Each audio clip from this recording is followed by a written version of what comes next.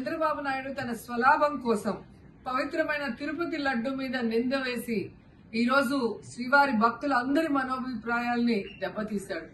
So మళ్ళీ ఆ భక్తుల మనోభిప్రాయాల్ని పునరుద్ధరించాలని, దానికి సుప్రీంకోర్టు కలుగజేసుకొని ఇది విచారించి నిజానిజాలు తెలపాలని మొదటి నుంచి మేము కోరుకుంటూనే ఉన్నాం. ఈ రోజు సుప్రీంకోర్టు ఈ కేసుని మరి స్వీకరించడం జరిగింది. ఈ కేసులో సుప్రీంకోర్టు కనుక కరెక్ట్ గా విచారిస్తే చంద్రబాబు నాయుడు అన్కో చేసిన అబద్దాలు ఖచ్చితంగా బయటకు వస్తాయి. ఎందుకంటే మీరే చూశారు, చంద్రబాబు నాయుడు లాంటి వాళ్ళు ఒక సీఎం స్థాయిలో ఉండి తప్పు జరిగిందా లేదా అని విచారణ చేయకుండా, ఎటువంటి సాక్ష్యాధారాలు లేకుండా కేవలం జగన్మోహన్ రెడ్డి గారిని టార్గెట్ చేయాలి, ఆయన మీద నింద వేయాలి, ఆయన్ని హిందువులకి దూరం చేయాలన్న ఒక దురుద్దేశంతోనే ఈ యొక్క కామెంట్ చేశాడు అనేది స్పష్టం కాబోతుంది. ఎందుకంటే ఈ రోజు సుప్రీంకోర్టు ఈ కేసు తీసుకునేంత వరకు, ఆ డేట్ అనౌన్స్ చేసేంత వరకు సిట్ వేయనే లేదు.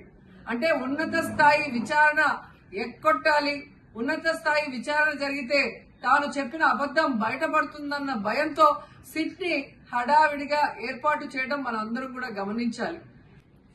మొదటి నుంచి మాకు సిట్ మీద ఎందుకు నమ్మకం లేదు అంటే, తన పరిధిలో ఉన్న సిట్ ని చంద్రబాబు నాయుడు వేస్తే ఆల్రెడీ తను ఒక జడ్జిమెంట్ ఇచ్చేశాడు కాబట్టి దానికి లోబడే అధికారులు అబద్దాలు మాట్లాడతారు, నిజాలు చెప్పరు.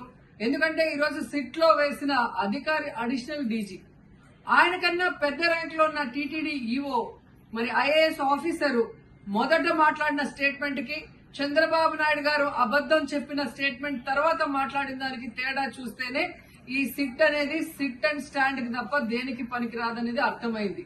అందుకే మేము మొదటి నుంచి అడిగాము, సుప్రీంకోర్టులో విచారణ జరగాలి, సిబిఐకి డైరెక్షన్ ఇచ్చి విచారిస్తే ఖచ్చితంగా మత కల్లోలాలు సృష్టించాలనుకున్న చంద్రబాబు నాయుడు అన్కో అందరికీ కూడా బుద్ధి చెప్పే అవకాశం దొరుకుతుందని.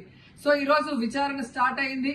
దీన్ని సిబిఐకి అప్పచెప్పి సిట్టింగ్ జడ్జి పర్యవేక్షణలో మరి విచారణ జరిగితే ఖచ్చితంగా హిందువుల మనోభిప్రాయాల్ని గౌరవించిన వాళ్ళం అవుతాం, పునరుద్ధరించిన వాళ్ళం అవుతాం.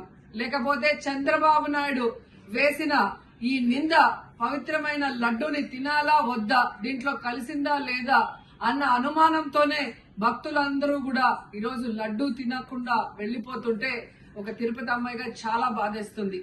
ఈ రోజే అలగర్ కోయిల్ మదురై దగ్గర మరి దక్షిణ తిరుమల చాలా పవిత్రమైన టెంపుల్, ఇక్కడ భగవంతుడిని కోరుకున్నాను, ఖచ్చితంగా సుప్రీంకోర్టు ఇన్వాల్వ్ అయి ఈ కేసుని విచారించాలి.